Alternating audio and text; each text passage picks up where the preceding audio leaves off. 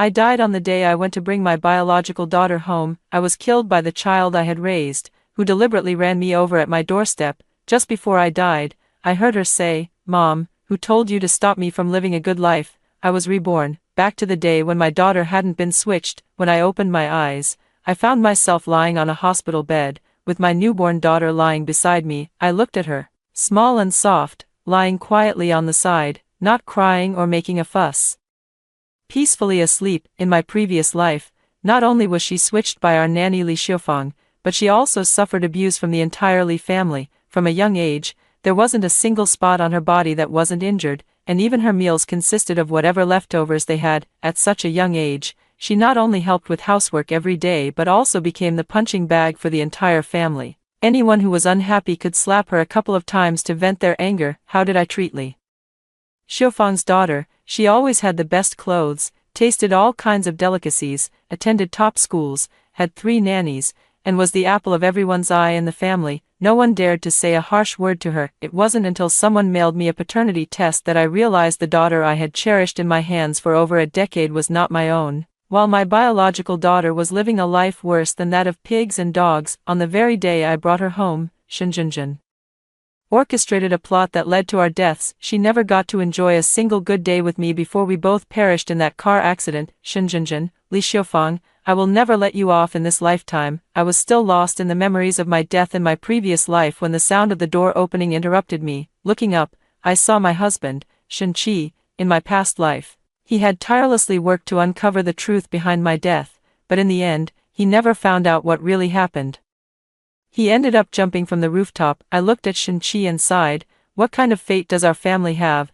Are we just cannon fodder? Shen Qi noticed me staring at him and asked, "What's wrong? Does your wound hurt? Should I call a doctor?" I fixed my gaze on Shen Qi and asked, "Shen Qi, will you protect our daughter?" Shen Qi reached out and hugged his daughter lying on the bed. "This time, I will definitely protect you." The sound of knocking interrupted the conversation between Shen Qi and me. Pushing the door open was my family's nanny, Li Xiufang. I stared at her intently. It was she who swapped my daughter, then abused her, forcing her to live a life worse than that of pigs and dogs, while her own biological daughter was cherished in the palm of my hand. The impact of this realization made me wish I could tear her apart right then and there. Seeing that I remained silent, Li Xiufang asked, "Has the mistress given birth? Was it a boy or a girl?" I suppressed the hatred in my eyes and forced a smile. "Daughter, haven't you just given birth too? How come you're already up and about so soon?" Instead of resting in bed, Li Xiufang said, "It seems fate has brought us together, ma'am.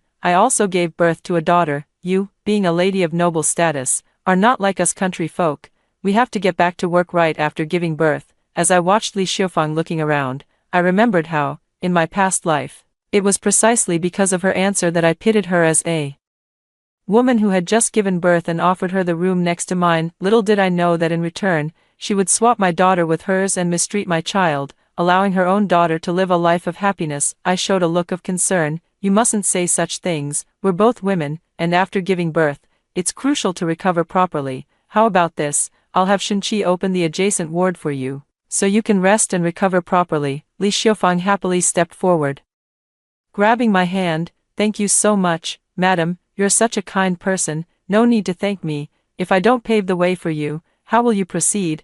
I thought to myself. Sure enough, not long after, I saw from the surveillance that Li Xiufang was holding Shenjinjin, saying, "You little brat, in a few days, I'll swap you for the young lady of the Shen family. Remember, when you get rich, you have to take care of your old mother." I watched Li Xiufang calling her dead girl over and over, wondering how she would feel in the future when she abused her own daughter. A few days later, I found an excuse to go for a checkup and asked Li Xiufang to look after the child. Li Xiufang quickly agreed, while I hid in the room and watched the surveillance. Sure enough, Li Xiufang swapped the children. Afterward, I had the nurse distract Li Xiufang and swapped Shenjinjin and my daughter back. I looked at Shenjinjin and said softly, "Shenjinjin, no, you won't be surnamed Shen this lifetime. Enjoy the good days brought by your real mother." I gave my daughter a new name, Shenlingxi, hoping she would be a unique treasure in this lifetime. In the blink of an eye, it was Shishi's 3rd birthday. To better understand Shenjinjin's situation, on Shishi's birthday,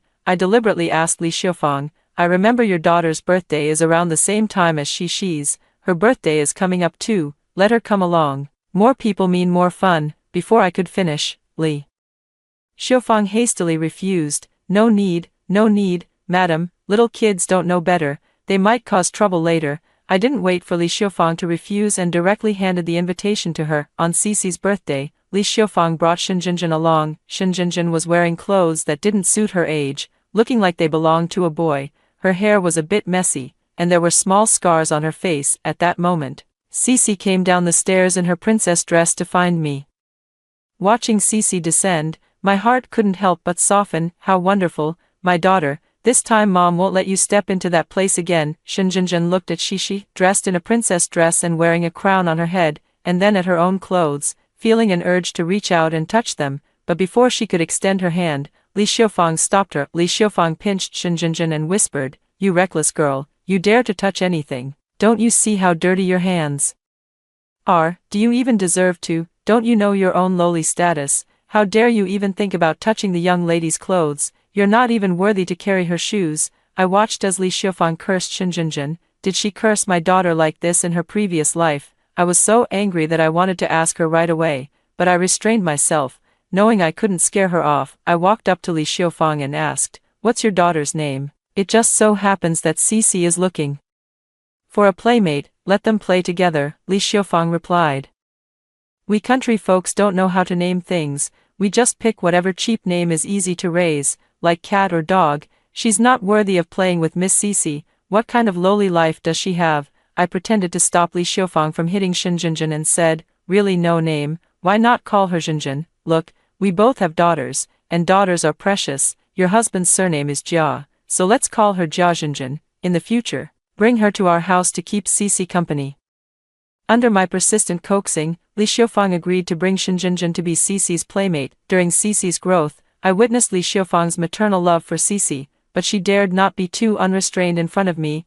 I also saw Li Xiufang's abuse and beatings of Shinjinjin. Sometimes, when I saw it, I would pretend to step in a few times. A few casual attempts to stop her would make Shinjinjin grateful to me, but in my previous life, the kindness I showed her was thousands or even tens of thousands of times more than now, yet it only earned her hatred. In the blink of an eye, Cici had already entered high school, growing more and more beautiful, and handling things with maturity. Occasionally, she could even discuss the company's development with Shin-Chi. Just like in my previous life, I sent Shinjinjin and Cici to that prestigious school. However, without the Shin family's backing, what tricks could Shinjinjin possibly pull off in that school full of cunning minds? On the first day of school, my informant at the school reported that rumors were circulating that Shinjinjin was the daughter of the Shin group. Shinjinjin neither confirmed nor denied the rumors, giving off an air of mystery. As I read the message from my informant on my phone, I realized why Shinjinjin had begged me this morning to let her ride to school with Cici. She had been planning this all along, but unfortunately, she was dealing with children from wealthy families. Lies would be exposed, and the consequences would be severe. Shinjinjin doesn't mind doing such things, but it can't affect Shishi. In the evening, I talked with Shishi and casually mentioned the rumors at school. Shishi looked at me and said, "Mom, don't worry, I don't cause trouble, but I'm not afraid of it either. She can just be my shield, and I can focus on dealing with those things." I stepped forward and hugged Shishi. "Shishi, you've grown up. It seems that people at school really see Shinjinjin as the daughter of the Shin group. Recently, many people have been fawning over Shinjinjin, making her a bit arrogant. She has been speaking to Shishi in a domineering manner." Before I could act, Li Xiufang's slap had already landed on Shinjinjin's face. Li Xiufang pointed at Shinjinjin's nose. "You little wretch, what do you think you are? Who do you think you are? The daughter of the Shin group? I'll beat you to death, you little wretch. You little brat, who do you think you are to dare boss Miss Cici around?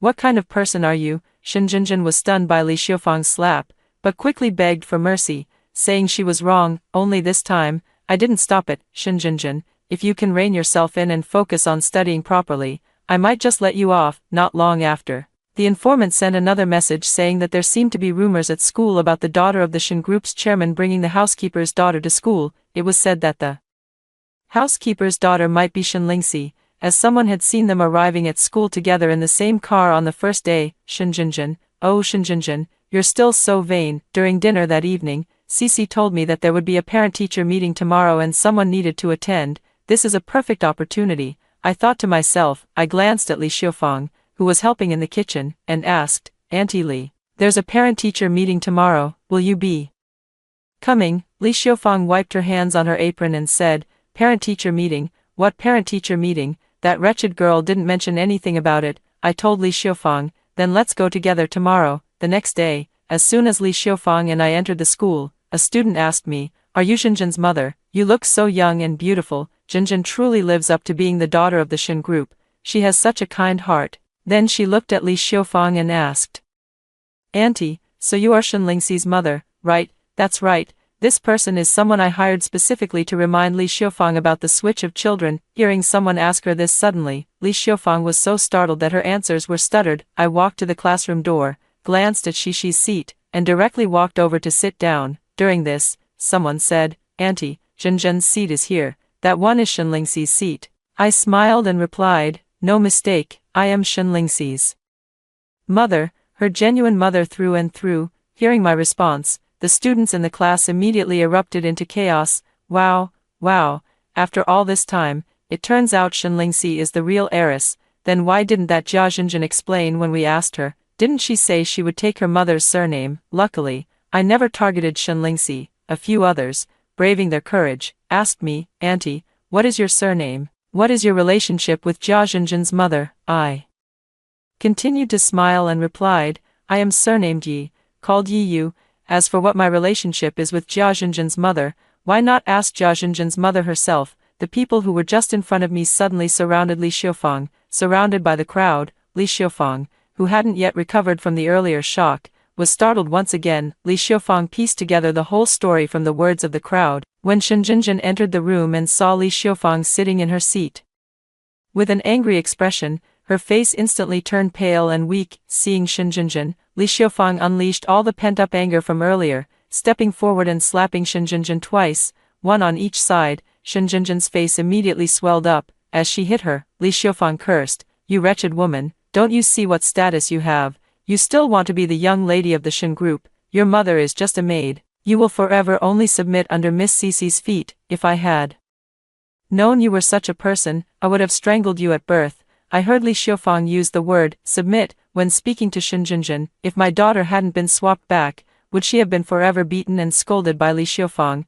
told she could never compare to Xin Jinjin? Xin Jinjin, seeing the crowd gathered to watch the spectacle, could only close her eyes and faint. When Xin Jinjin opened her eyes again and looked around, she found herself in the school clinic, with Li Xiufang, still visibly angry, and her homeroom teacher sitting beside her. Seeing that Xin Jinjin had woken up, Li Xiufang immediately tried to hit her again without a word, but was stopped by the homeroom teacher. The homeroom teacher urged Li Xiufang to calm down, suggesting that any issues should be resolved through discussion rather than hitting the child, while also shielding Xin Jinjin to prevent Li Xiufang from striking her again. Faced with the teacher's intervention, Li Xiufang had no choice but to explain the whole story. Upon hearing the explanation, the homeroom teacher, who had initially been protecting Xin Jinjin, was unsure whether to continue doing so. However, as a teacher, her sense of responsibility reminded her to still fulfill her duty. Xin Jinjin watched as Li Xiufang's palm seemed ready to strike. Trembling with fear,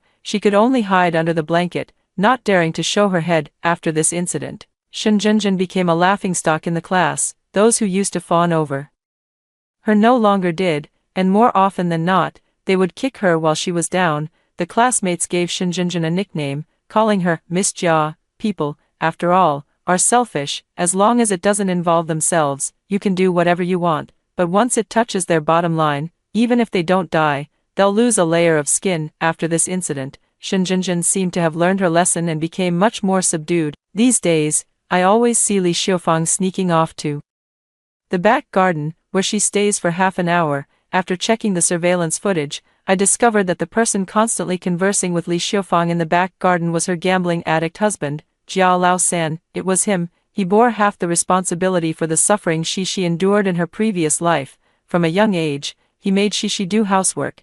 Whenever he lost money gambling and felt unhappy, he would beat and kick Shishi. Initially, he demanded an exorbitant price to allow me to take Shishi back, and I was forced to pay 1,000,000 yuan to finally bring Shishi home. I listened to their conversation in the surveillance footage with a blank expression. Li Xiufang spoke fearfully, Jiao Lao-san, how did you find this place? Jiao Lao-san grabbed Li Xiufang's hair. I haven't even asked you, you've been hiding here. enjoying the good life with my child, while I suffer alone in the countryside. Jiao Lao-san, I heard you swapped my daughter with the daughter of the Shen family. Aren't you afraid I'll find my daughter and tell her the truth? Li Xiufang screamed in terror. Jiao Lao-san, what exactly do you want? Let me tell you, those with nothing to lose fear nothing, at worst, will die together. Jiao Lao-san grabbed Li Xiufang's hair with one hand and gently patted her face with the other. I'm a bit short on cash lately. You've been living the high life in the Shen family, eating well and drinking well, so you must have saved up quite a bit, 500,000. Not a penny less. I'll be waiting for you here tomorrow. If you don't show up, I'll have no choice but to go ask my biological daughter for it. Li Xiufang knew what kind of villain Jiao Lao-san was. To prevent him from really leaking the news, she had no choice but to grit her teeth and agree to give him 500,000. I heard the conversation between Li Xiufang and Jiao Lao-san in the surveillance footage. To prevent Jiao Lao-san from harassing Cici, I had no choice but to have Shen Qi temporarily send Cici abroad to participate in an event. Li Xiufang, who had been blackmailed by Jiao Lao-san, was in a bad mood and could only vent her emotions on Shen Jinjin. You useless girl, you can't even handle such simple tasks. What good are you? You might as well be dead, just as annoying as your father. Seeing that Li Xiufang was about to hit Shen Jinjin again, I stepped in to stop her. Aunt Li, don't hit her anymore. She hasn't done anything wrong, don't take your bad mood out on others. By the way, in a few days I plan to take Cici on a trip, so you can have a break.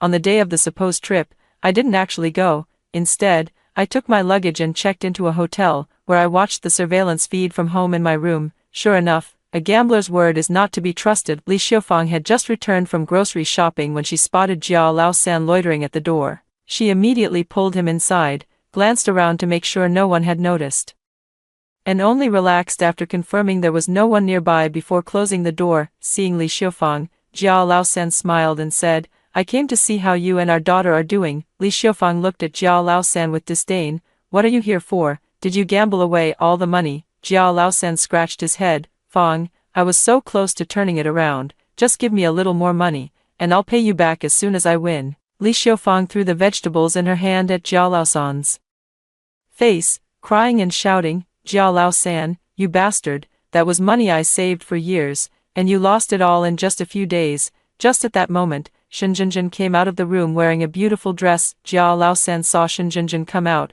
let go of Li Xiufang who was still play fighting, and walked forward. You must be Cici, no wonder you're the daughter of the Shen family, you're so beautiful, just like a copy of Mrs. Shen. Li Xiufang, hearing Jiao Lao-san say this, anxiously explained, Jiao Lao-san, what nonsense are you talking? That's Jiao Jinjin, your child, don't you recognize her? Shen Jinjin, who had been happily heading out, couldn't help but feel suspicious after hearing Jiao Lao-san's words. She had always felt since childhood that she didn't look like Li Xiufang. Every time Li Xiufang looked at Shen Lingxi, her eyes were full of motherly love, but when it came to her, it was all scolding and beating. When Jiao Lao-san heard Li Xiufang's voice, the obsequious expression he had for Shen Jinjin immediately disappeared. He turned around, sat on the sofa with his legs crossed, and said to Shen Jinjin, who was still lost in thought, your father's here, don't you know how to greet him? Hurry up and get me some fruit to eat. Seeing Li Xiufang's expression, Shen Jinjin could only obediently go to fetch some fruit. As Jiao Lao-san surveyed the room's decor while eating the fruit,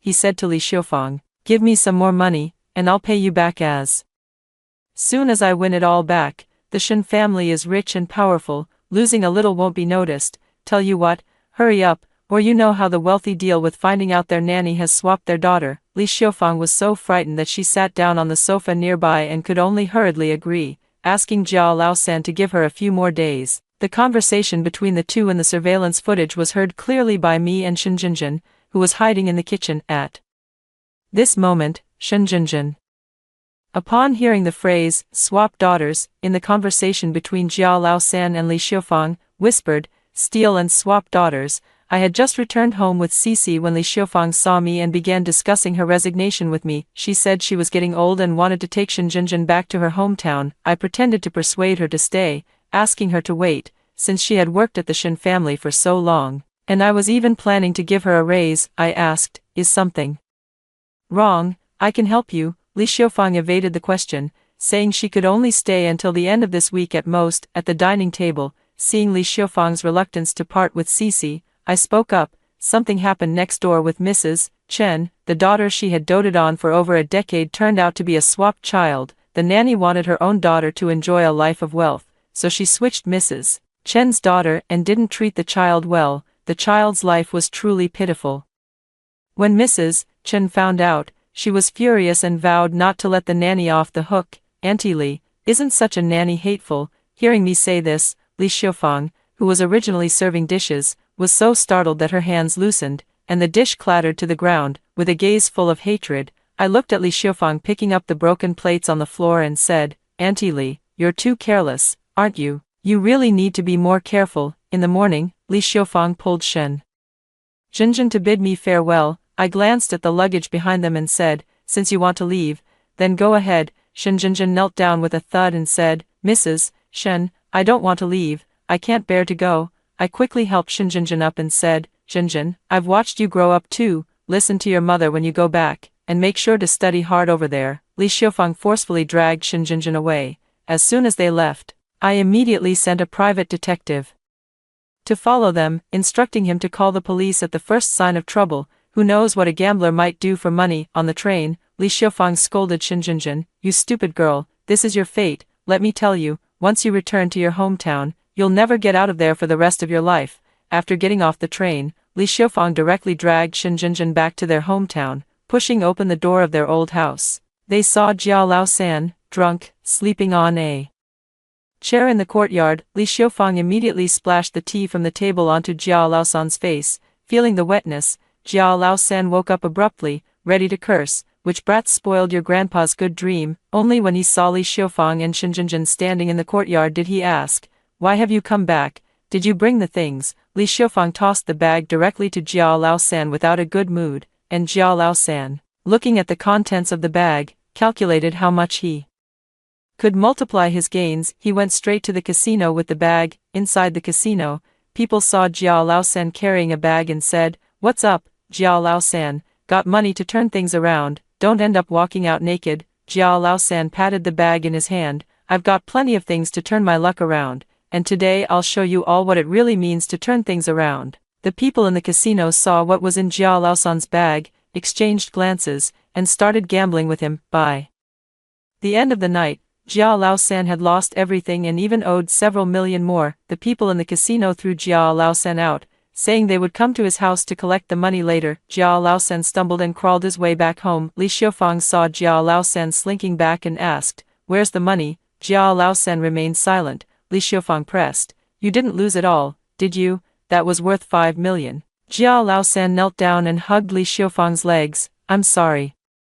They set me up. Not only did I lose everything, but I also ended up owing several million. Upon hearing this, Li Xiufang felt like fainting. She pounded on Jia Laosan and scolded him, you keep losing again and again. Just at this moment, Jia Laosan got up and whispered such an idea into Li Xiufang's ear. Li Xiufang quickly stopped Jia Laosan. Selling a child is illegal, Jia Laosan said. That's not our real child. Our child is being pampered like a pearl in the Shen family. Even if we sell this one, if you don't say it and I don't say it, who would know? They completely ignored Shen Jinjin in the room. From the previous conversation between Li Xiufang and Jia Laosan and their current plotting, Shen Jinjin pieced together that she was indeed not Li Xiufang's daughter. I actually am the daughter of the Shen group, and Shen Jinjin remembered the beatings and scoldings from Li Xiufang since childhood. No wonder Li Xiufang always said I would never be worthy of being the daughter of the Shen family, only to be subdued by her. Shen Jinjin also recalled the humiliation she endured at school.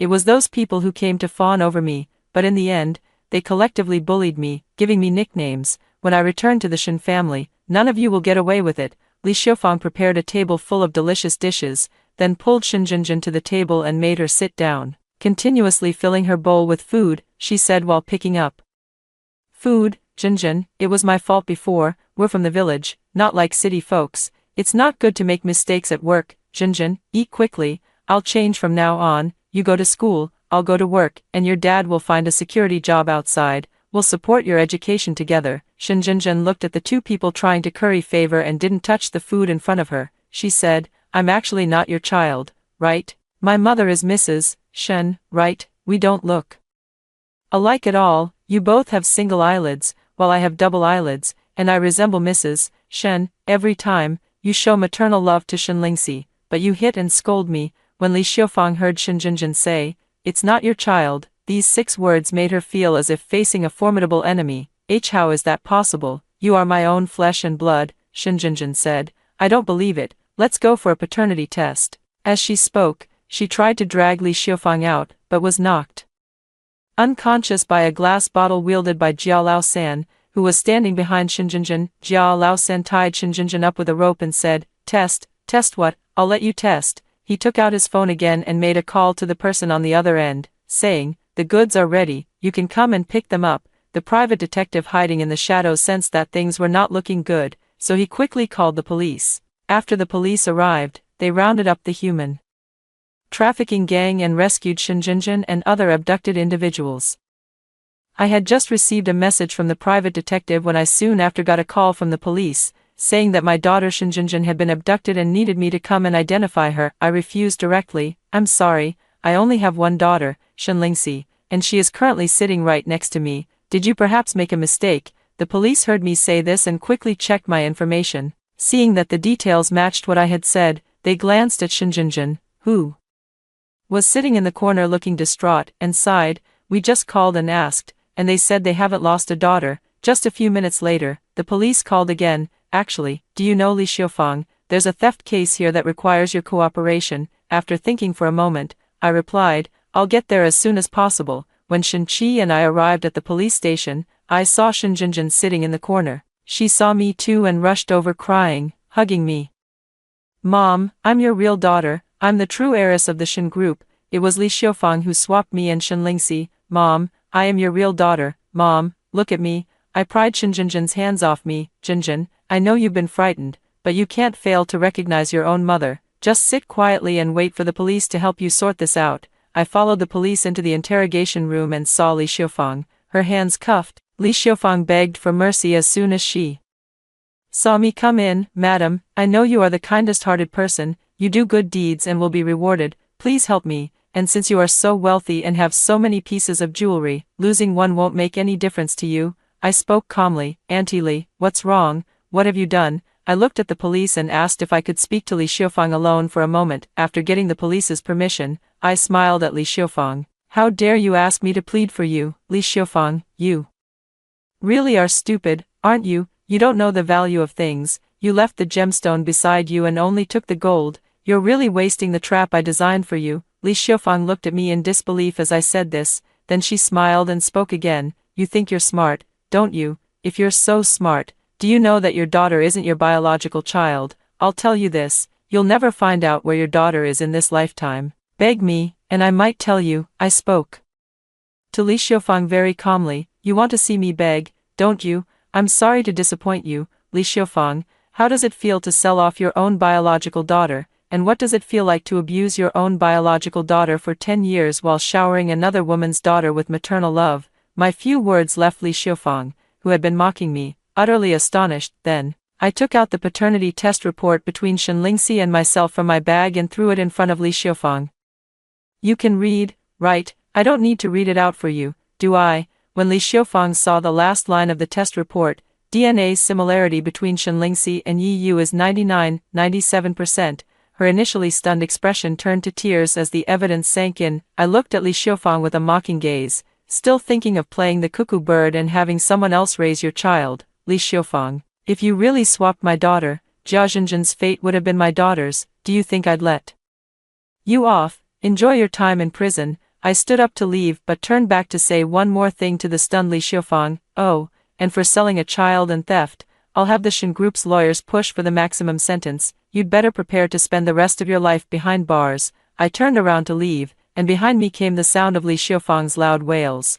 I couldn't tell if she was crying out of pain from knowing the truth or out of sorrow for spending her life in prison, but none of it had anything to do with me. When I came out of the police station, I directly pulled Shen Qi away without noticing Shen Jinjin chasing after us. Shen Qi, seeing the smile on my face, asked, "Has the matter been resolved? Why are you so happy?" I smiled. "It's resolved. I can finally put that weight off my mind. Now, only Shen Jinjin remains. As long as she stays quietly in her rightful place, everything will be peaceful." But I still underestimated Shen Jinjin. I saw her again at Cece's birthday party, where she came to claim her family ties. Everyone, who had been waiting for the waiter to bring the birthday cake, was caught off guard by Shinjinjin dressed in a server's uniform. Shinjinjin held up the birthday cake and said to Cece, "Shinlingsi, happy birthday. This will be the last birthday you enjoy in the Shin family. Shinlingsi, do you know, you are not the true daughter of the Shin family. I am the real child of the Shin family. I suffered for over a decade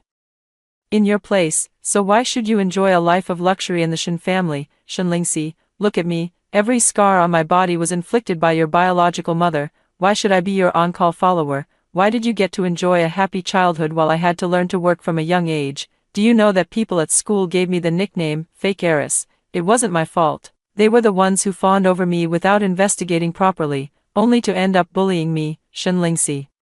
Why did I have to suffer in your place while you got to live the happy life that should have been mine? I watched Shinjinjin, who was furious, and quietly pulled Cece behind me. Jinjin, I know you can't accept the mistakes your parents made, but you should clearly understand who your real parents are. When Shinjinjin saw me, tears streamed down her eyes, and she was about to step forward to hug me. Mom, I'm your daughter. How can you not recognize me? I finally made it to this place to see you. I'm your biological child. Li Xiufang swapped us. I heard Li Xiufang and their conversation with my own ears. Not only did they switch me, but they also almost sold me to someone else. Seeing that I was tightly protecting Cece, Shinjinjin pointed at me angrily. Mom, is it because Shinluanqi is better than me that you don't recognize me? I will study hard. I will become excellent. Look, Mom, look at me. I'm your real daughter. The guests invited to Cece's birthday party were mostly classmates and business partners. To prevent Shinjinjin from doing something inappropriate, I had to calm Shinjinjin down while instructing the security guards to escort her out. Soon, the security guards received my message and dragged Shinjinjin out from behind. As she was being dragged out,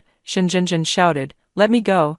I am the real young lady. Why are you treating me like this?" Thrown out of the door, Shinjinjin's emotions reached a breaking point. She shouted at the entrance of the Shin family's house, "If you are not merciful, don't blame me for being unjust." The next day, many media outlets reported on topics such as, the Shin family disowns their biological daughter, treating the fake heiress like a treasure, and, the Shin family abandons their biological daughter, why protect the adopted daughter? These topics quickly trended on social media. There were also some live broadcasts by Shinjinjin. In her live streams, she tearfully recounted how she was abused by Li Xiufang since childhood and almost sold off by Li Xiufang. Finally, after finding her biological mother, her mother refused to acknowledge her. More and more people on the internet were drawn to Shinjinjin. For a time, people online were sympathizing with Shinjinjin's plight and continuously urging me to acknowledge Shinjinjin and bring her back to the Shin family on the website of the Shin group. I was worried that the online comments would affect Shishi,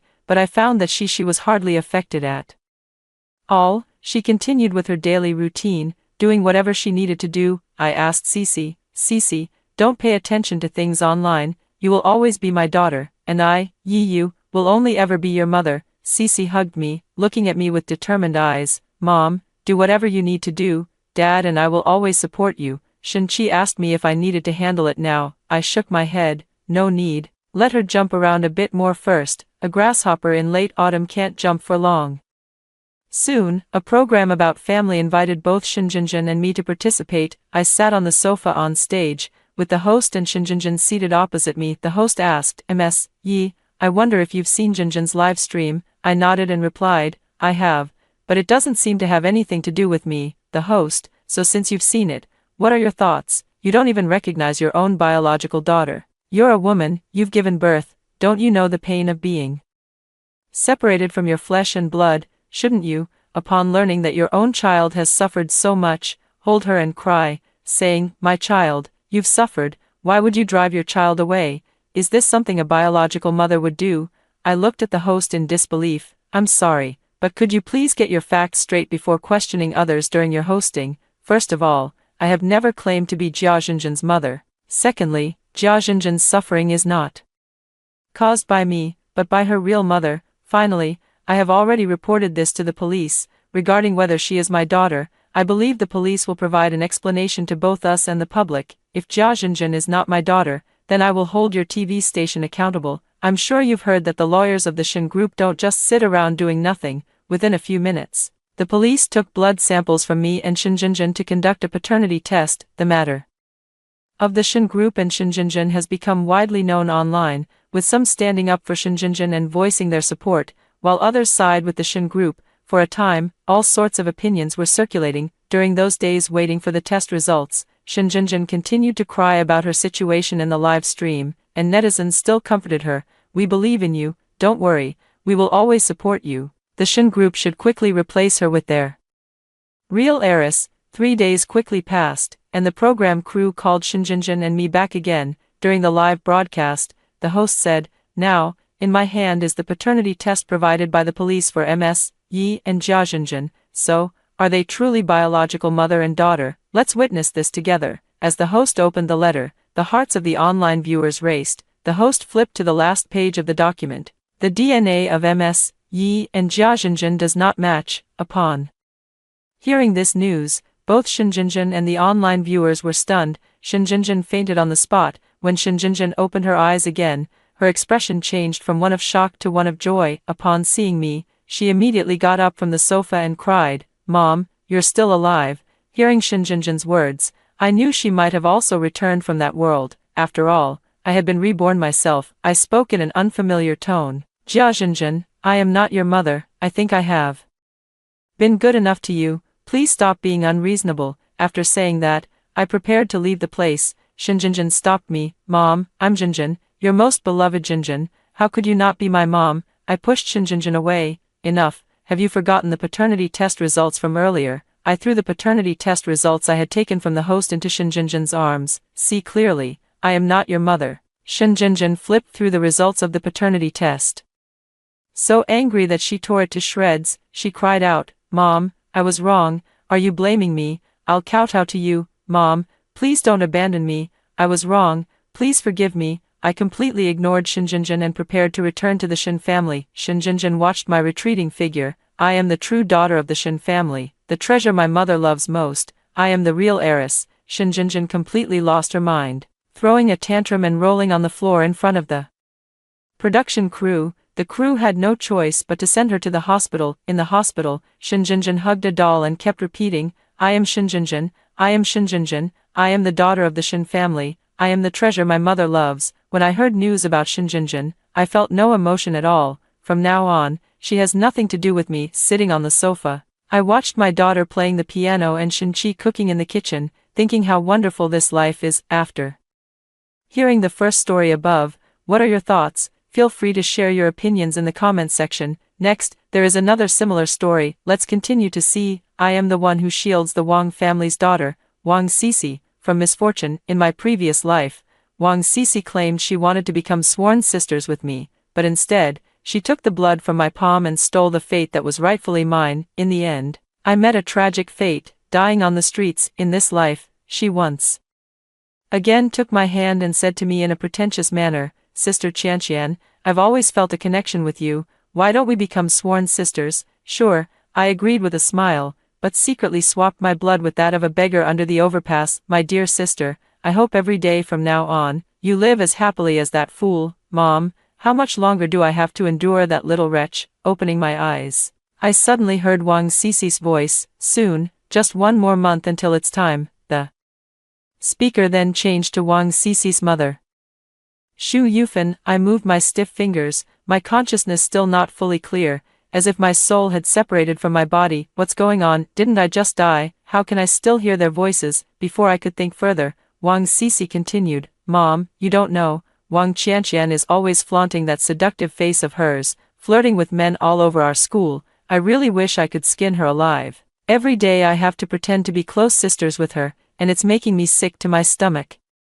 Shu Yufan sighed deeply. How could your mother not feel the same way? If it weren't for Tian Yu Daoist saying that her fate was exceptionally good and that she was perfectly matched with you in terms of yin and yang, why would your mother have adopted her? But Tian Yu Daoist was right. Over the years, she has shielded you from many disasters. Even your father, thanks to her luck, managed to get elected as a council member. My dear daughter, just endure a little longer. A month will pass quickly. Wang Sisi still felt impatient. Can't we just lock her up and directly exchange our fate on the appointed day? Shu Yufan shook her head. No, Tian Yu Daoist said that only the blood from her palm that she willingly gives will have greater power and a higher success rate. Moreover, the election is imminent, and we still need her to help your father secure the position of speaker. Wang Sisi resignedly accepted her fate. Alright, but it would be great if we could swap her face.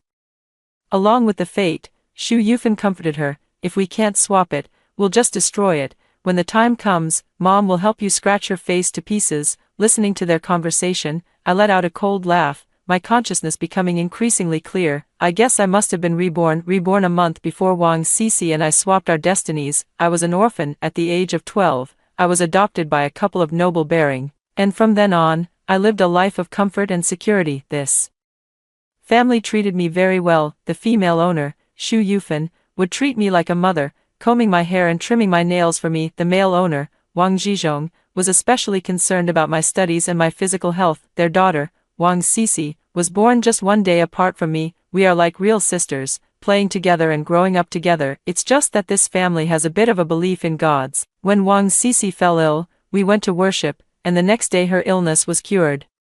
When Wang Sisi took the exam, we also went to worship, and the once struggling student surprisingly got into a key provincial school. All I can say is that their deity is truly efficacious. The only downside is that every time I worship it, I feel restless for several days. On my 20th birthday, Wang Sisi suddenly proposed that we become sworn sisters. Although the Wang family never mentioned my adoption to outsiders, I always addressed them as Aunt Xu and Uncle Wang in private. After the ceremony, I could officially start calling them Mom and Dad. I was so moved that I immediately agreed. However, the ritual was a bit strange, as it required taking a drop of blood from our palms. Although I was puzzled, I didn't pay much attention to it, but just as our blood mingled, my consciousness began to fade. I saw Xu Yufan and Wang Zhong, who had previously been kind and gentle, suddenly become terrifyingly fierce. They kicked me to the ground, viciously saying, "Ugh, finally, no need to pretend anymore, it's been disgusting for 8 years. Wang Sisi then took out a dagger and slashed it across my face. "You little slut,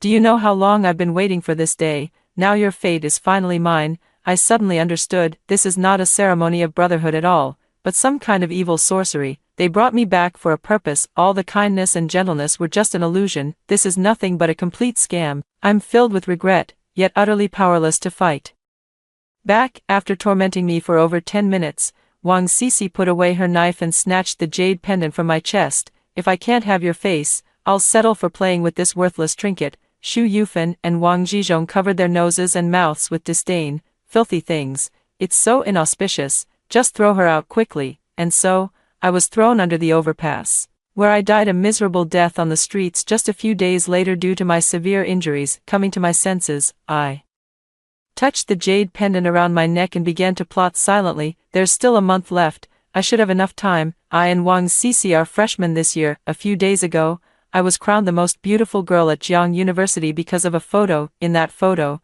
it wasn't just me, Wang Sisi was there too. It must be said that with her ordinary, almost plain face as a contrast, I appeared even more ethereal and extraordinary. I became quite famous on campus, and there were often crowds of boys at my classroom door just to see me. Even the school heartthrob, Wang Yixuan, had a crush on me. As soon as we arrived at the school gate today, Wang Sisi and I were stopped by Huang Yixuan. "Qianqian, have you thought about that matter yet?" He was referring to the public confession to me. I looked at Wang Sisi's expression, seeing her pitifully and expectantly looking at me, as if waiting for me to refuse. I know that Wang Sisi likes Huang Yixuan. In my previous life, because of her, I rejected Huang Yixuan's pursuit without hesitation. This time around, I suddenly feel like doing something different. "Sisi, can I agree to him?" I turned my head to seriously ask Wang Sisi's opinion. Wang Sisi's mouth twitched slightly. We stared at each other for a full 10 seconds before she managed a forced smile. "Of course, sister, no matter what decision you make, Sisi will support you." "Thank you, Sisi," I said with teary eyes. Then turned to Huang Yixuan and said, "Since my sister supports it, I'll agree to it." Really, Huang Yixuan was so happy that he didn't know what to do with his hands and feet. "Thank you, Qianqian," I deliberately spoke in a teasing tone. "Why thank me? Thank my sister. If she didn't agree, I wouldn't be with you, you know." Huang Yixuan played along and immediately bowed 90 degrees to Wang Sisi. "Thank you for your blessing, Sisi. You're welcome, Yixuan Ji." Wang Sisi's face remained expressionless. But inside she felt like she'd eaten dog shit. I bet right now she wishes she could bite me to death on the spot. I continued to disgust her. Cece, why are you still calling him Ishwan Ge? You should call him brother-in-law now. Hee, right. Wang Cece forced out a few awkward laughs and called out, bro, they're-in-law, these two words. Wang Cece practically squeezed out through gritted teeth. I noticed the prominent veins on her temple and the tightly clenched fists hidden behind her skirt. The fish is finally about to take the bait. In the afternoon, I walked alone on the campus path.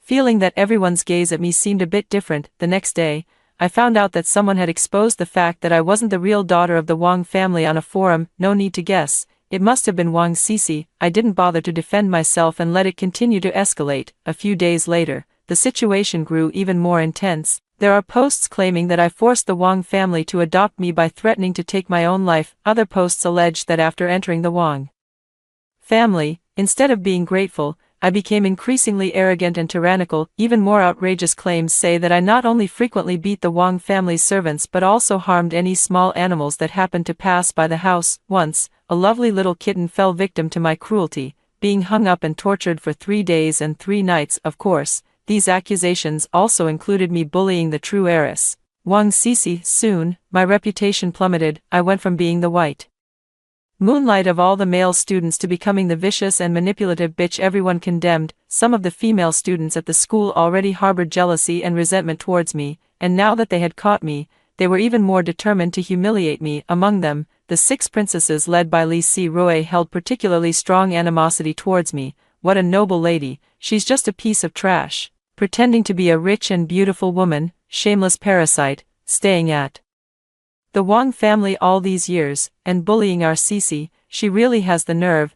No wonder she doesn't look like Cece, she's just a little trash picked up from somewhere. Poor guys at our school, they've all been fooled by her. Just before school ended, even Huang Yishuan came to find me. He immediately asked me if what was on the forum was true. I replied impatiently, if you think it is, then it is. Wang Qianqian, what kind of attitude is that? Huang Yishuan widened his eyes, as if I had done something to wrong him. Don't you have anything to explain to me?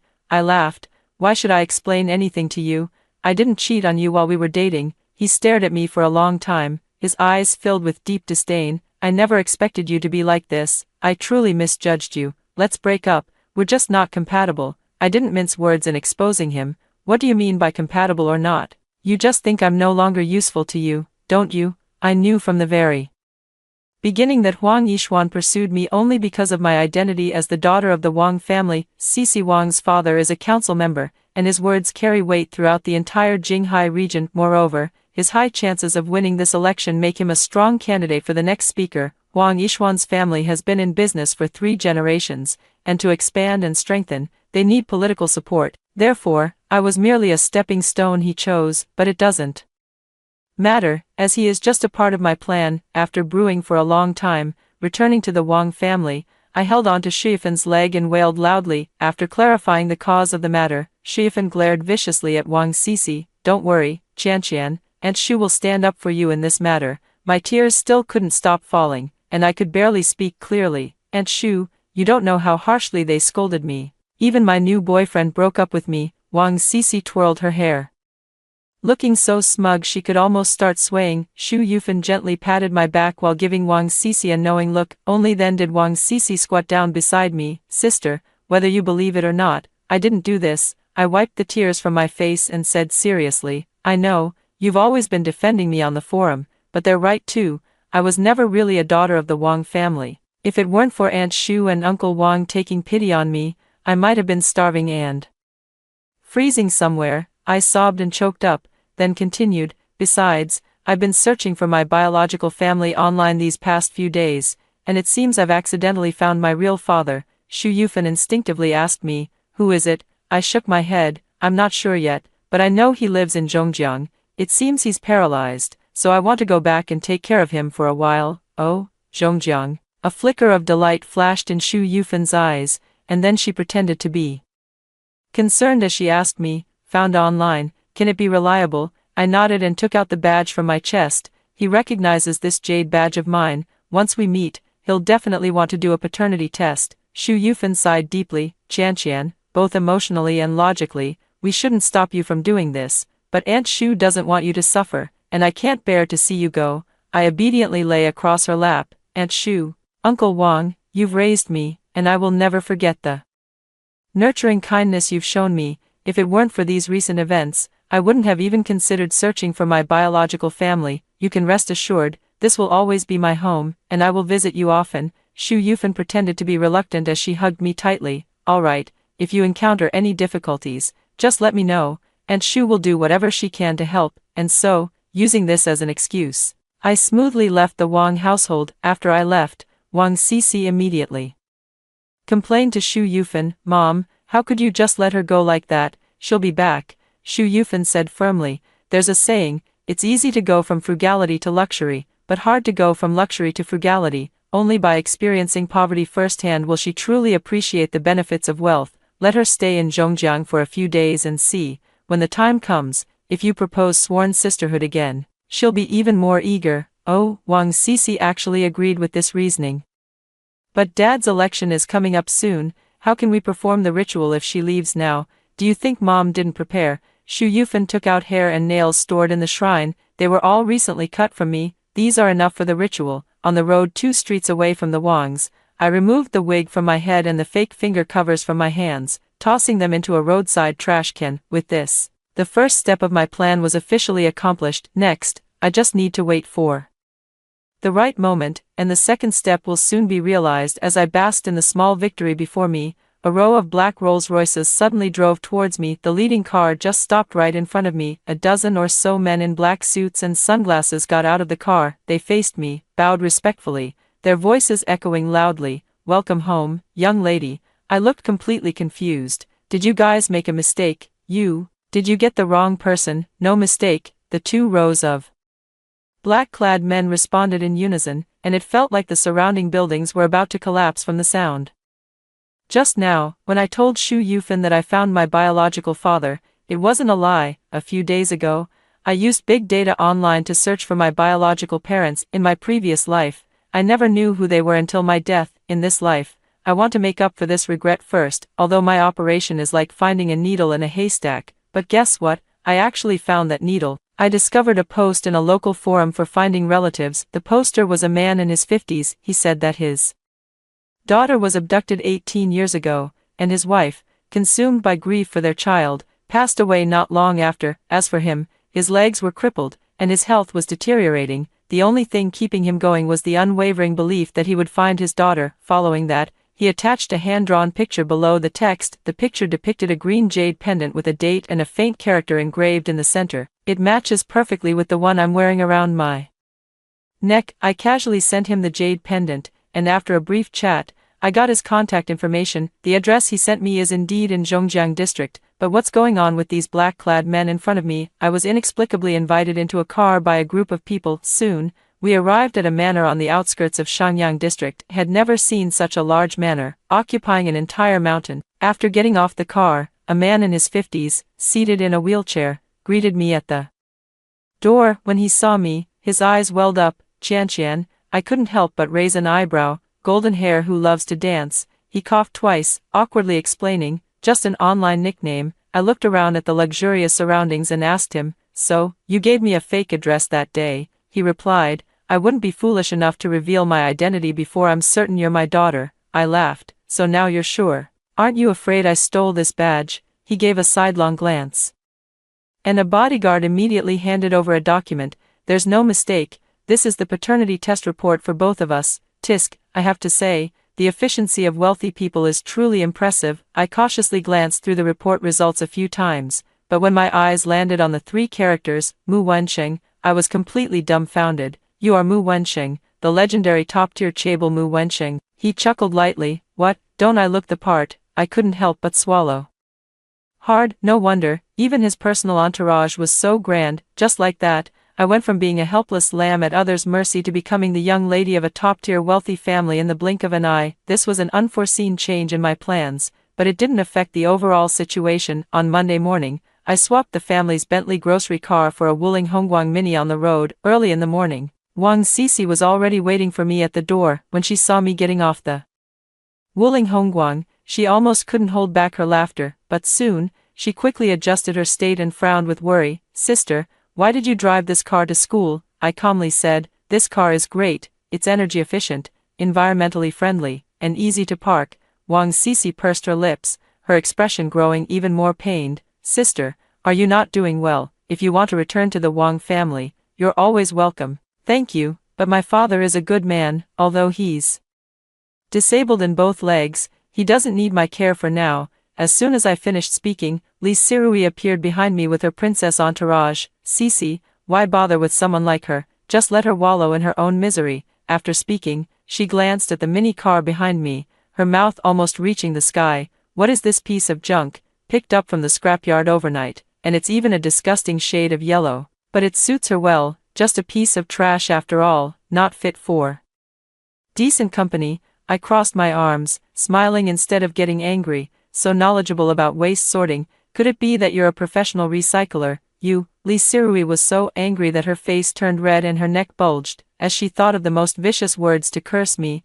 I just heard that your biological father is a cripple. Could it be that you've done so many evil deeds that it's all come back to haunt him? Or maybe your family's ancestors for 18 generations were all like you, heartless and vicious, which is why disaster struck and the retribution was swift. I narrowed my eyes, successfully provoked by her. I was just about to step forward and give her 2 big slaps when Wang Sisi timely stopped me. Sister Qianqian, let's go, don't pay attention to them. After saying that, she grabbed my arm and we ran off together. Only when we reached a secluded corner did Wang Sisi let go of me. Sister Qianqian, don't listen to their nonsense. I swallowed my anger forcefully and forced a laugh. I know, oh, there's something else I wanted to tell you. Wang Sisi turned her head and started stammering again. Yesterday afternoon, Yishuan Gij confessed to me, but don't worry, I won't accept him. Why not agree?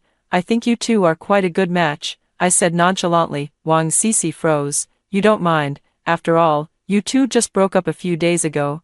I smiled and patted her head. Of course I don't mind. Silly girl, I never liked him anyway. I only agreed back then because of you. Wang Sisi gave me a probing look before realizing she'd been insulted, her face flushing alternately red and pale. I spent a week under the scrutiny of all the teachers and students in the school. The election for the Speaker of the Assembly is imminent. That night, a major news story suddenly hit the trending searches, causing a huge uproar. The headline of the news was, # a certain Wang legislator set up a ritual at home, aiming to ascend to power through feudal superstition. The entire process of Wang Zhizhong's family conducting the ritual was recorded and widely circulated on various websites. Netizens immediately exploded with outrage, and a barrage of sharp criticisms followed. Wang Zhizhong's election votes plummeted as a result, and he was pacing anxiously at home. What exactly happened? Last night, I clearly dismissed all the servants, who could have filmed those videos. He doesn't seem to have noticed the pinhole camera I placed in the corner of the Buddhist shrine. I told you not to let that little bitch leave, you had to act on your own. Look, as soon as she left, problems started in our family. Wang Zhizhong turned around and started blaming Shuyifan again. Shuyifan wasn't one to be trifled with either. She sprang up from her chair and retorted without flinching. She found her own father. What could I do to stop her from leaving, at a critical time like this? What if she starts to suspect something? It's you who should be figuring out which opponent is deliberately targeting you. And you're blaming me, you. Wang Zhizhong was left speechless by her retort. Wang Sisi, frustrated, covered her head. Dad, Mom, please stop arguing. The most important thing now is to find a way to solve the problem. Wang Zhizhong sighed deeply. At this point, there's only one path left to take. Wang Sisi's eyes lit up as if she had heard a life-saving incantation. What path? Wang Zhizhong glanced back at her and said seriously, seeking the protection of a financial group. I heard that tomorrow night there will be an auction at the Crown Hotel, and all the major tycoons will be there. Even Mu Wensheng, who rarely appears, will attend. If we can gain the support of one of the big financial groups, there might be a chance for a turnaround. Hearing their conversation from behind the surveillance screen, I quietly curled my lips into a smile. My second step plan has already shown initial results. It seems it's time to implement the third step. The next afternoon, Wang Sisi was dressed up to the nines by Shu Yufan. Mom, I'm not going to a beauty pageant. Why do I have to dress like this? Wang Sisi said reluctantly. Who said it's not a beauty pageant? Shu Yufan kept dabbing powder on her face. Dress up nicely, in case Mu Wensheng takes a liking to you. Wang Sisi immediately showed disgust on her face. Isn't he paralyzed? Besides, he's already over 50. If I marry him, I'd be living like a widow. Xu Yufan gently poked her forehead. Living like a widow. Sounds great. If you can outlive him, the entire Mu family's fortune will be yours. Besides, he's old and surely won't have the energy anymore. It won't stop you from keeping a few young lovers on the side. Wang Sisi, while the logic made sense, she still felt deeply uncomfortable thinking about it. Deep down, she knew that the most effective way to seek protection from the financial conglomerate was through seduction, but compared to those seasoned businessmen, she still preferred the young and handsome Huang Yishuan. At around 8:00 p.m., Wang Sisi arrived at the top floor of the Crown Hotel. Even though she was accustomed to scenes of carved railings and jade pavements, she was still stunned by the opulence before her. Wang Sisi was excitedly looking around, when Li Sirui, also dressed in a magnificent gown, walked over to her. Wang Sisi, why are you here? With the scandal that had erupted in the Wang family, Li Sirui no longer clung to her, her gaze filled with disdain. Wang Sisi glanced back at her a few times and said bluntly, aren't you here too? Li Sirui chuckled, me, can I be the same as you? My dad is a member of the Wanfeng Chamber of Commerce, and our family was invited. Wang Sisi also showed her invitation card. Isn't it just an invitation card? As if anyone doesn't have one. As the two of them looked at each other with mutual disdain, they inadvertently noticed another familiar figure. Sister Qianqian, why are you here? When Wang Sisi saw me, her eyes widened to the size of copper bells. Because tonight's event is a high-end auction, only the most prominent figures in Jinghai are allowed to attend. The invitation card that allowed her to come was bought by Wang Jinzhong for over 3 million, and she stared unblinkingly at the dress I was wearing. I'm wearing a galaxy-themed dress, adorned with countless tiny diamonds. The smooth lines accentuate my slender waist, making me look noble, elegant, and radiant. In comparison, her meticulously chosen gown paled significantly in front of me. Qianqian, what you're wearing is Chanel's Global Limited Edition Haute Couture. Impossible. How could she possibly afford it? It must be stolen. Before I could say anything, Li Sijuan started shouting at the top of her lungs, where are the security guards? What are you even doing? How do you let just anyone in here? In no time,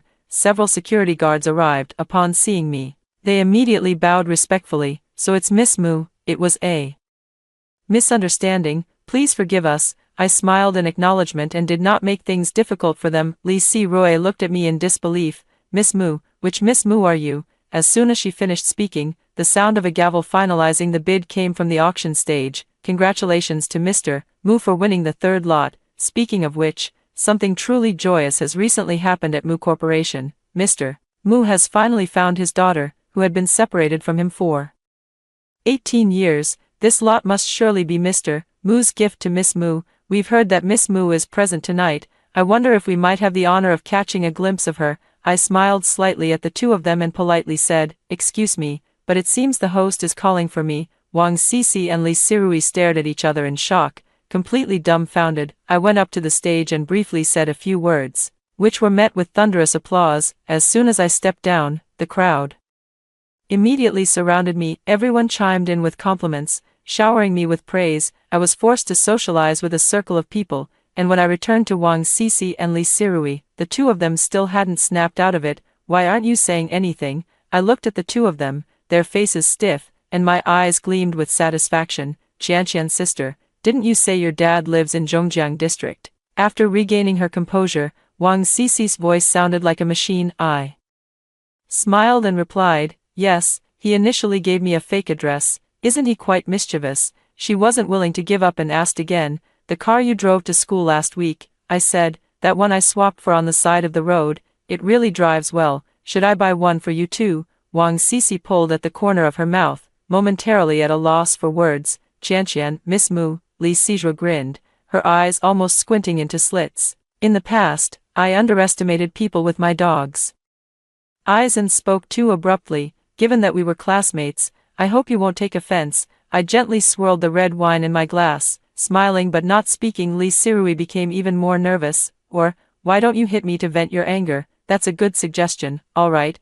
I responded and immediately handed the red wine glass in my hand to Wang Sisi next to me. Following that, I took a dozen steps back, sprinted, and with a flying kick, sent Li Sirui flying 5 meters away. Li Sirui crashed into the table, and the towering stack of wine glasses wobbled precariously before all of them came crashing down on her. The commotion here immediately attracted a crowd of onlookers. Li Siyu's father, Li Shiryan, also came running over upon hearing the noise. What's going on? Who did this? Who did it? It was me, I admitted without hesitation. It was Li Sirui herself who told me to do it. Don't believe me? Ask her. I pointed to Wang Sisi who was standing nearby. Wang Sisi shrank her neck, afraid that she would be implicated in the matter, and didn't dare to speak at all at that moment. My father was pushed over. Qianqian, what's going on? As soon as she saw my father, Wang Sisi suddenly gained courage. Mr. Mu, it was Li Sirui who told Qianqian to hit her. She said that you became paralyzed because Qianqian has done too many evil deeds, and that all 18 generations of the Mu family are heartless. You are getting what you deserve. Li Sirui's father gaped, sweat on his forehead trickling down the tip of his nose. This reckless little beast truly deserves a beating. Let me go up and give her a few more kicks. Li Shiryan, in front of everyone, proceeded to viciously kick Li Sirui for another 3 minutes, showing no mercy whatsoever. Only after finishing the kicking did he bow obsequiously and approach my father with an ingratiating smile. Children don't know how to weigh their words. Mr. Mu, please don't take offense. My father's expression darkened as he muttered sternly, if children don't know how to weigh their words, it's the adult's duty to discipline them properly. Li Shiryan nodded repeatedly. Absolutely, will discipline her. When I get back, I'll lock her in a dark room. Let her stay there for a year or two. No need for the dark room, my father said calmly, his tone brooking no argument. Just make her disappear. Li Shiryan's heart skipped a beat. Having navigated the business world for years, he was well aware of my father's ruthless methods. He knew what consequences he would face if he offended him. Though unwilling, Li Shiryan repeatedly responded, yes, yes, tonight our entire family will move away from Jinghai and guarantee we won't return. After the farce ended, the surrounding crowd gradually dispersed, and the auction resumed. Wang Sisi stole a few glances at me, her envy unmistakable. Sister Qianqian, actually, there's something I'd like to ask for your help with. Now that she knew I was Mu Wenqing's daughter, things would be much easier. She wouldn't have to sacrifice her charms to seduce other conglomerates anymore. I gave her a gentle smile and said, no need for formalities between us, just tell me what you need, I'll help however I can. Wang Sisi was overjoyed and immediately told me about Wang Jinzhong's situation. I pretended to be unaware. What? Such a thing actually happened? Don't worry, I'll go discuss countermeasures with Dad right away. I turned around and gestured toward a shadowy figure in the darkness. The next second, the large screen behind the auction stage suddenly lit up. Then, Wang Zhizhong suddenly appeared in the footage. The next 5 minutes were both thrilling and exhilarating. The footage contained evidence of Wang Zhizhong keeping mistresses and accepting bribes. It also showed the entire process of him buying votes with money. There are also his sinister crimes of beating civilians and oppressing the poor. Although the evidence I gathered through private investigators is limited, it's enough to be shocking. I stared wide-eyed at the screen, covering my mouth with one hand, utterly stunned. Sisi, did Uncle Wang offend someone? Those things on the screen can't be real, right? Wang Sisi pressed her lips together anxiously. Of course not, they must be doctored. Someone is deliberately framing Dad, but tonight there are quite a few political figures present, and this screen seems to be connected to the public display on the hotel's exterior. What should we do? Feigning anxiety, I turned around and smiled triumphantly. At this point, my 3-step plan had been successfully accomplished. The incident continued to escalate for several days, forcing Wang Zhizhong to suspend his duties and undergo investigation. Wang Sisi became a social pariah at school, with everyone avoiding her. As for me, I was once again placed on a pedestal. To be honest, I don't really care about what others think of me. These ups and downs at school over the past few days have made me see the ugliness of human nature. Let them talk about looks or status. It's none of my business anyway. Not long after, Wang Yishuan also came to me begging to get back together. He said innocently, Qianqian, I was wrong about you back then. It's all because of those rumor mongers on the forum.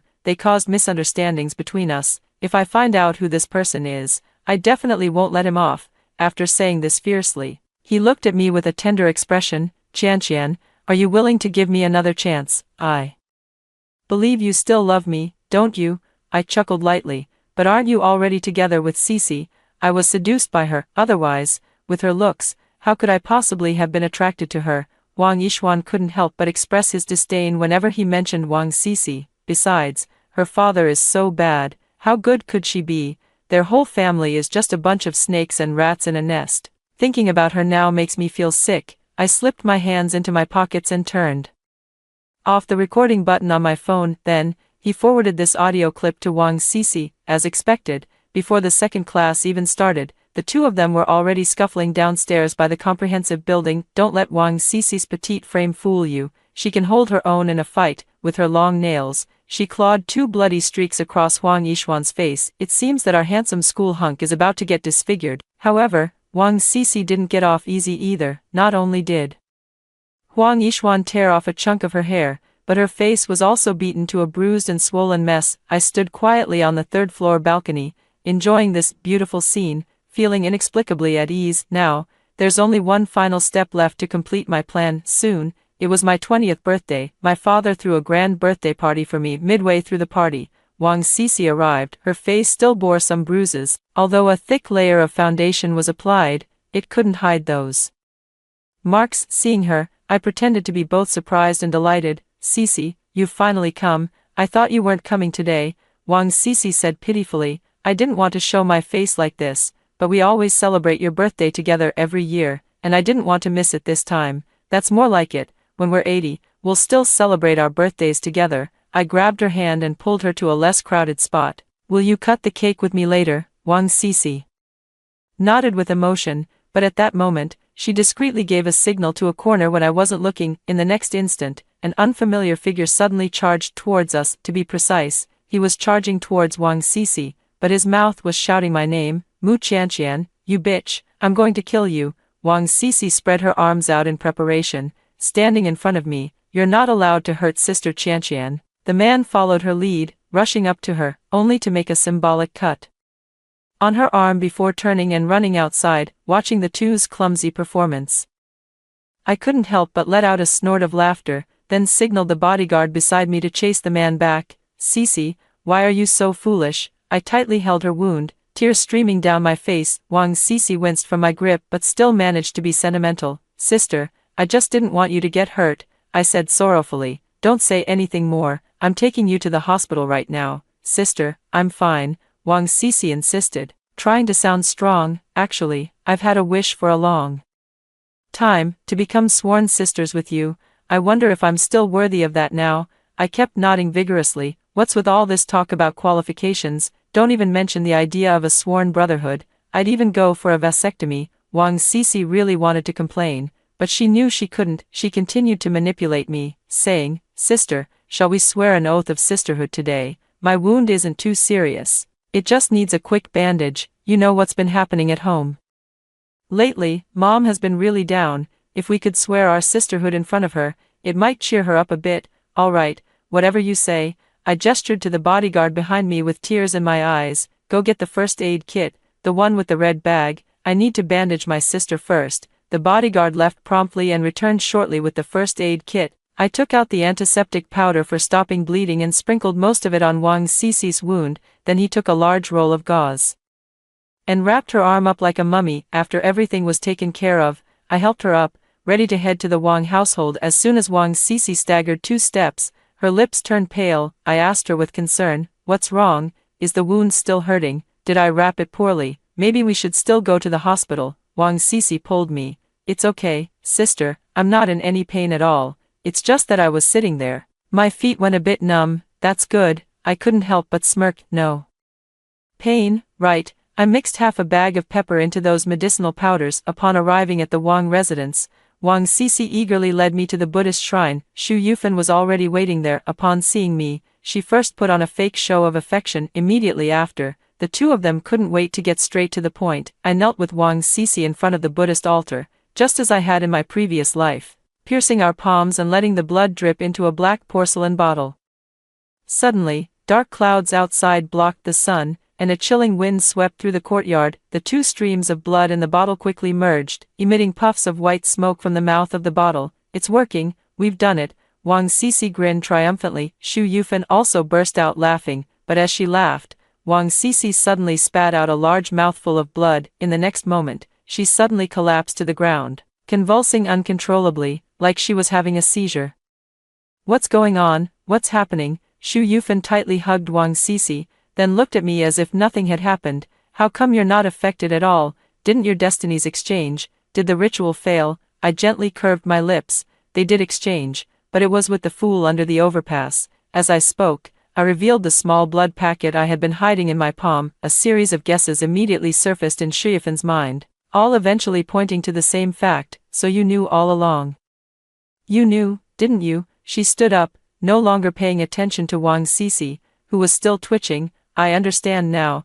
The person who reported Jizhong was also you, wasn't it? I unabashedly admit. So what if it's me? Shu Yufan trembled with her lips quivering, her eyes red. You heartless beast. The Wang family raised you for 8 years. How could you scheme against us like this? Then, she angrily turned around, as if searching for something everywhere. Finally, she pulled out a sharp dagger from beneath the statue. I'll kill you. I'm going to kill you. I quickly took several steps back and, without making a sound, clapped my hands towards the courtyard. The dozen or so bodyguards who had been lying in wait rushed in at the sound and easily bound Shu Yufan. Postscript: the Wang family was sealed off. Wang Zhizhong was sentenced to life imprisonment. Shu Yufan was also sentenced to 20 years for multiple offenses. After medical treatment, Wang Sisi managed to survive but became a complete fool. She was placed in a welfare home in the suburbs, always acting crazy, obsessed with playing the role of a princess returning home. I finally regained everything that was rightfully mine. Life returned to tranquility once again. Year later, my father hosted a birthday banquet for my 21st birthday at the top floor of the Crown Hotel. The newly appointed speaker also brought his daughter to celebrate. I heard that her daughter was lost when she was young and was found just last year. Originally, she was a bit slow-witted, but after a year of treatment, she has improved a lot. Halfway through the banquet, the little girl suddenly came up to me and curiously said, "Sister, for some reason, I feel very close to you and familiar." I smiled at her and calmly replied, "Perhaps we met in our past lives." I wasn't lying. In our past lives, we truly did meet. She was that homeless little fool who lived under the overpass. Back then, I was abandoned by the Wang family and left there, severely injured and on the brink of death, with everyone avoiding me. Only she, spoon by spoon, fed me the food she begged for. Even when I was on the verge of death, she took off her only tattered coat and covered me with it. On my deathbed, she was the only one who had ever given me warmth. In this life, I exchanged her blood with Wang Sisi for a fate. I only hope that from now on, she can live a happy and peaceful life. Consider it my repayment for that unintentional act of kindness.